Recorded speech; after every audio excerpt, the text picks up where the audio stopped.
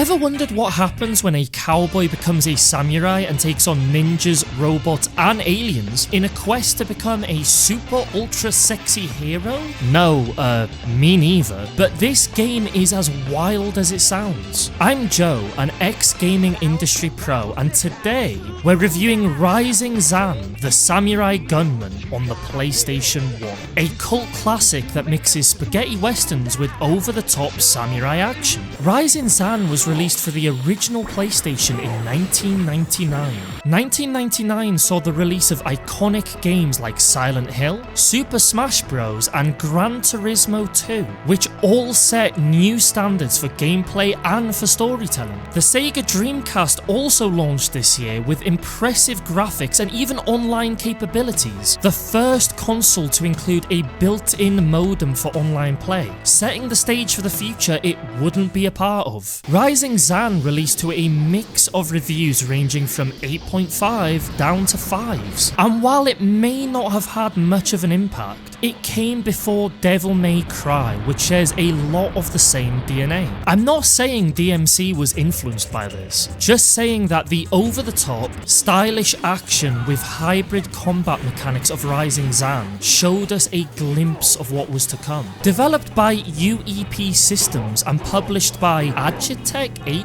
I don't know. Rising Zan was created by a relatively small team, known for their work on the Cool Borders series. This game was a significant departure from snowboarding into something much more wild, but they disbanded in 2001 after returning to snowboarding games. Rising Zan is an action-adventure game that mashes together samurai combat and western gunslinging. The gameplay is fast, chaotic, and full of over-the-top moments and moves. The story is full of self-aware humour, and you can tell the devs had a lot of fun coming up with it. Johnny was a cowboy who was left for dead after being attacked by a mysterious samurai. He's saved at the last minute by a samurai master who trains him up to be a super ultra sexy hero, now going by Zan. Becoming a weeb and with his newfound skills, Zan returns home to save his town from the evil organisation that left him for dead. It's all a deliberate parody of spaghetti westerns and samurai cinema, and that shows in every tongue-in-cheek dialogue and bizarre character design. Right from the opening credits, I knew I was in for something totally different. The tone was set with a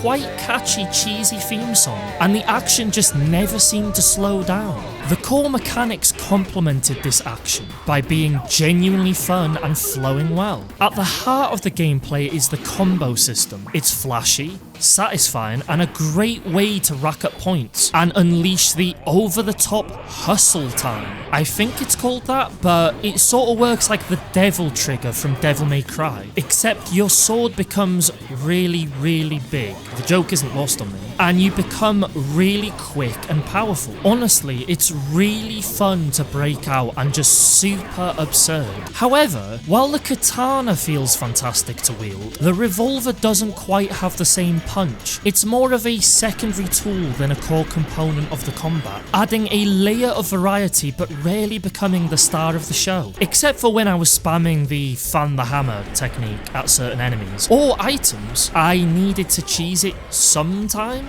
What really adds to the experience is the sheer variety in enemies and bosses. From giant robots to bizarre mutant creatures, the game non-stop throws new enemies at you to keep you engaged. The levels also showcase a surprising amount of variety and challenge. One moment you're slashing through hordes of enemies, the next you're playing a bizarre round of samurai-themed baseball, or chasing after a living detonator to save a western town. It's unpredictable in the best way possible. However, not all the mechanics hit the mark. One glaring issue is the over-reliance on QuickTime events. There's way too many mash all buttons prompts that pop up throughout the game, leaving your wrists a shell of what they once were. And on top of that, I always got weak or alright in the finishes, despite spamming all the buttons as quick as I could. Now, speaking of outdated,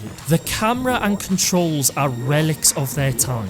With no dual analog stick controls, which shout out to Alien Resurrection for being one of the first to change that, it feels like you're constantly wrestling with the camera, making intense battles less enjoyable. The controls can be pretty stiff too, but again, they're both sort of outdated rather than just straight up trash. The game is also shockingly easy. I breezed through the entire thing in under 2 hours. Now, to be fair, there are harder difficulties, but you must unlock these with a first playthrough, so don't go looking for a challenge on your first run. You might be disappointed. But wait, extra difficulties aren't the only thing you can unlock here. After finishing the game, I unlocked a whole new character, Sapphire. Apparently she's Zan's stepsister, but anyways, she brings her own unique gameplay mechanics and even has different dialogue from the enemies. Now you'll get called a instead of a. It's a really cool addition that I did not expect, and it adds replay value. Also, apparently, there's a hidden underwear mode where you can play as Zan and Sapphire in their, well, underwear. I couldn't find any solid evidence for this online except on some forums, but there's no pictures of it. But if true, it's definitely something.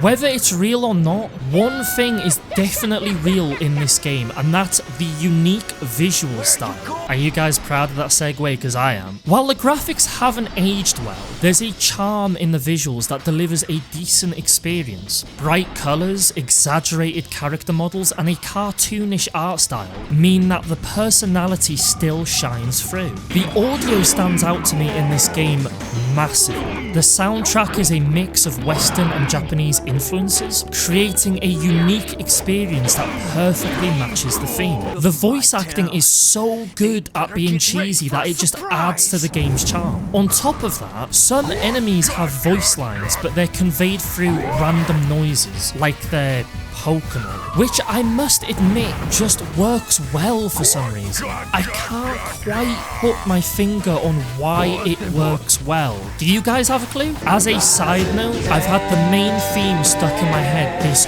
whole time. Rising Zan. And now, with that theme stuck in your head, let's turn our attention to the narrative. I covered it a bit in the game overview earlier, but the narrative is deliberately absurd, leaning heavily into its unique premise. You're fighting off an organization of samurai and ninja to save your hometown and the world. They say that the Jackal are made up of samurai and ninja, but I'm pretty sure most of these things are demons or some form of alien. I think they leave it up to your interpretation though, but the main inspiration being Super Sentai leads me to believe these aren't just people. Also the living straw men that are literally alive and attacking you, but you know, Super Sentai. The main villain is Lokai. I think they pronounced it like that on purpose, by the way, so don't get annoyed at me. But he seems to be the big boss around here, and you end up storming his castle, which is super trippy and has really weird comedic moments. Overall, the story doesn't really make any sense, and nothing's really explained, but I think that's in theme with what it's trying to go for, and it honestly works. It almost feels like a tribute to the B-movie action films of the 80s and 90s, like Big Trouble in Little China. To finish up, Rising Zan, the Samurai Gunman, is a unique relic from the PlayStation era. It's an absurd, fun, slightly flawed action experience that's both charming and memorable. It lacks depth and polish, but you won't come away from playing this game thinking, oh, they could have done with tightening up the controls. More like, man, what the hell was that? That was awesome! I would 100% recommend checking this game out, even if it's only to play the first level. It's just so unique and so much wacky fun. Just make sure to keep in mind it's a 90s game, so be prepared for some rough edges and outdated references. Since you guys made it all the way to the end, talk about some unique games in the comment section that people may not have heard of. I had no clue this existed until I did some research research a few weeks back. If you liked the video, make sure to leave a like to let me know I'm doing the right thing. Subscribe if you want more content like this, and let me know your suggestions for content down below. Thanks for joining me on this journey through time. Have a great morning, afternoon, evening, wherever you are, whenever you are, and be sure to check back in next Friday where we'll be going back to modern times. See you then. I've got a bullet with your name on it. Hey now, what is that supposed to mean?